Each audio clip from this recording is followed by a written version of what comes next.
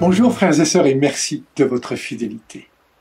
Si rien ne doit nous détourner de l'amour de Dieu, rien ne doit non plus nous détourner de l'amour des autres.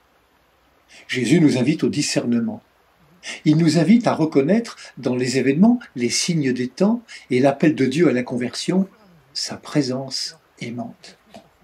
Il nous invite à discerner non pas les catastrophes, mais le travail de l'Esprit Saint, à discerner ce qui fait croître plutôt que ce qui rabaisse, à discerner ce qui ouvre plutôt que ce qui renferme. Dieu est à l'œuvre et nous ne le voyons pas, nous ne le voyons plus, et cela pour de multiples raisons. Dieu est à l'œuvre, il est présent, il nous l'a dit, je suis avec vous tous les jours jusqu'à la fin des temps. Souvenez-vous, les disciples marchant errants et désespérés vers Emmaüs. Ils avaient mis leur confiance en Jésus, mais les circonstances dramatiques de sa mort sur la croix ont mis à mal leur foi et ils ne voient plus clair. Pourtant Jésus est bien là, qui les rejoint, mais ils ne peuvent discerner sa présence. Le Christ est là, dans nos vies, mais comme pour les disciples d'Emmaüs, bien souvent, nous l'ignorons. En nous posant une question, Jésus renvoie chacune et chacun à sa responsabilité pour juger les réalités humaines dans lesquelles nous évoluons. Pourquoi ne jugez-vous pas par vous-même ce qui est juste ? Oui, pour discerner la présence du Christ, il faut accepter de changer notre regard.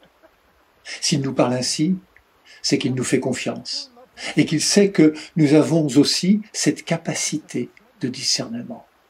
Il nous dit que nous avons le regard de la foi. L'apôtre Paul enseigne les Corinthiens en leur affirmant qu'à chacun est donnée la manifestation de l'Esprit en vue du bien de tous.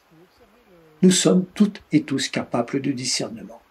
Ainsi, pour reconnaître les signes des temps, il convient de croire et de comprendre que c'est le même et unique Esprit de Dieu qui agit dans l'univers, dans l'histoire et dans le cœur des hommes et des femmes.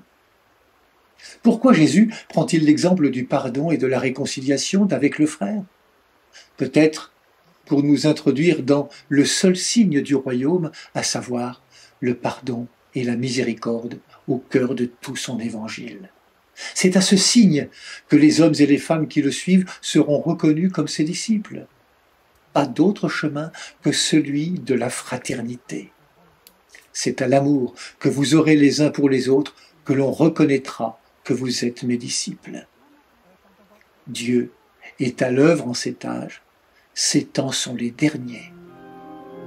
Bonne journée à toutes et à tous, prenez bien soin de vous et des autres. Dieu